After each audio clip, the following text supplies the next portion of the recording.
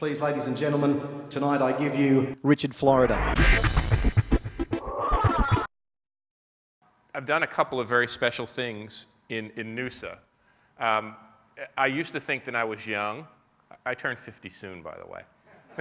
It's coming up real soon. Not much left in the year. I used to think when I was young I'd be a guitar player when I grew up. And I started to play guitar when I was 6 years old. And then there came a time when I had to put the guitar down and lock up the case and study hard to get a job and become a professor. So last night when we had dinner, Lou brought his guitar along and your mayor brought his harmonica along, and it was the first time in about 20 years that I got to play with other people. So I just wanted to thank you both for allowing me to do that. And then, you know, we had the great privilege to meet so many people, but to meet Mark and his team and his wife Tracy. And I think I can say that we're becoming great friends with Mark and Tracy and with the mayor and with the counselor. And, you know, I'm a professor, and there was a time that I was well, academics aren't really that athletic, when really, you know, and slightly less athletic than maybe Mark. I don't know, but never, it wasn't the thing I was best at when I was little. So someone had the idea that I should go out and try surfing.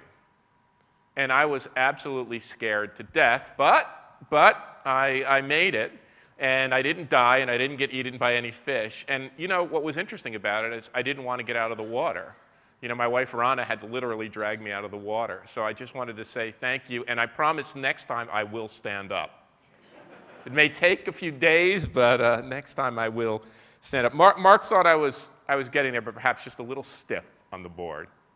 Thank you to all of you, and you know, I've known of Noosa for a long time. I've been in this region of the world. I've known about Noosa, but you know, one of the journalists asked me today what I learned in my visit, and I've learned that this is a very, very, very special place in Queensland, in Australia, and in the world. A truly, truly special place. It's a place that believes in the environment and cares about the environment. It's a place that's been recognized, as all of you know, by the United Nations as a biosphere community. And as much as you care about the environment, you care about people. And that's very uncommon, especially as an American, because those are some of the things we may have forgotten in my country. So you know, I have a dream, and the dream is in part to be able to work with you, and proudly when I see the Noosa Creative Alliance. But I think we can distill a set of principles. I've been thinking about this. I think together, Bob and Lou and others, we can distill a set of principles here. And maybe I'm dreaming, maybe I'm just dreaming, but about sustainability and inclusivity and creativity that can stand, not only make Noosa a better place, but I think it can stand as a model for the world. And that's my dream over the course of the next year or 18 months in working with you, that at the end of that, we'll not only have great stuff for this town. You know, I read your social plan, I read your economic plan, I read the charter, I read and that we could make a set of Noosa principles. And I hope you agree with this. I hope you agree with this, that we can make a set of Noosa principles that'll be great for Noosa, great for Queensland, great for Australia, but that when people look back at what you've done over the past 2 decades, we can say that we have a set of principles to encourage sustainable and inclusive and creative development, not just for Noosa, but for the world.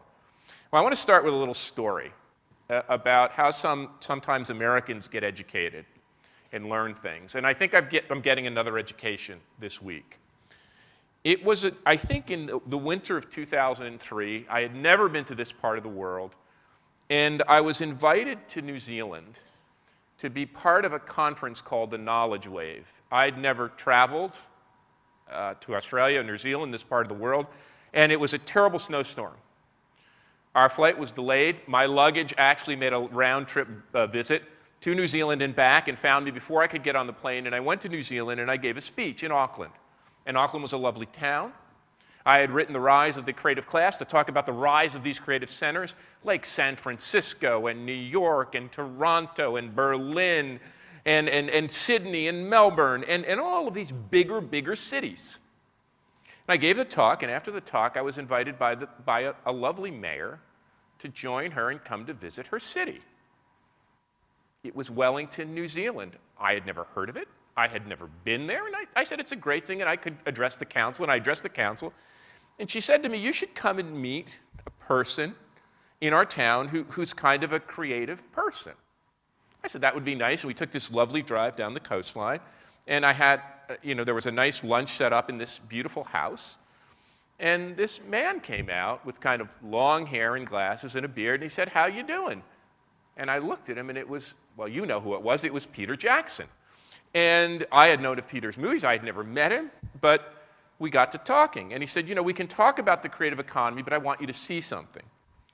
Well, he took us round to his studio complex. Now, this you have to imagine a kind of parochial Yank American in Wellington for the first time. I'm expecting to see, maybe I'm going to run into some New Zealand actors. Maybe, Russell Crowe will be around the corner, an Australian. But what I'm beginning to see in this paint store, where Peter told us he actually found a copy of Lord of the Rings, I'm beginning to hear accents that don't sound Australian or New Zealand. There's a wide range of accents. And I hear accents that sound distinctly American. And I meet this guy, and he says, oh, yeah, well, I came to work for Peter. I was at Stanford University, and I brought this fellow over here who does digital animation. He's from MIT. And, oh, we got these top 3 people from Europe, and we got a couple of other people from the former Soviet Union, and they showed me all of this software technology and film stuff, and I was agog, and I saw a map on the wall. And the map on the wall was a map of the world in Wellington, New Zealand.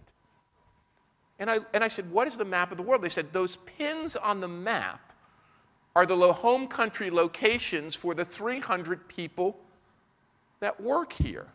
And I asked Peter after the tour, I said, what's going on here? He said, Rich, I lived in LA for a long time. I lived in Hollywood for a long time. And Hollywood and LA are a great place. They're a great place to make movies, and it's a nice town if you like that kind of a thing. He said, if you like that kind of stress and being stuck in traffic all the time and maybe not being able to see your kids a lot, then your employees have to pay, literally an arm and a leg for housing, and there's crime, and it's distracting, and people have to work 2 and 3 jobs to make it, and they don't have stability. He said, I wanted to build something here in my hometown, Wellington, that could offer creative people another way of life. I opened my second book, The Flight of the Creative Class, with that story because I got a great education. The education I got that day is that the creative economy isn't just something that goes on in big cities.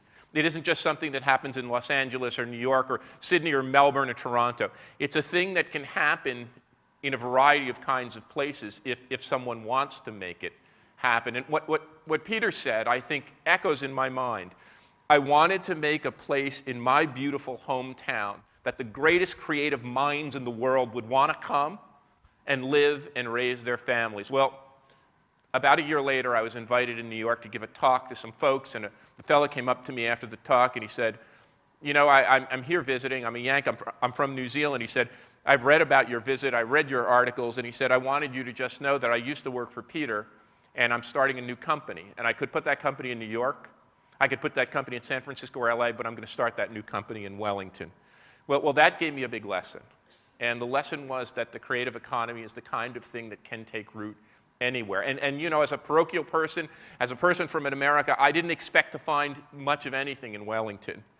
And I think the real key is that we need new models of development that go beyond what Peter's done. I think Peter's done something very extraordinary in creating a film complex for creative people, but I think we can go deeper than that, and that's what I want to talk about tonight. And I think there's a chance, an opportunity here, in this place, in this region, in this province, in this country, to do just that. I want to talk to you about Rise of the Creative Class and Flight of the Creative Class. I want to give you a little insight into my new book, and the title of that book, which Al mentioned, is Who's Your City? Why the place you choose to live is the most important decision you will ever make.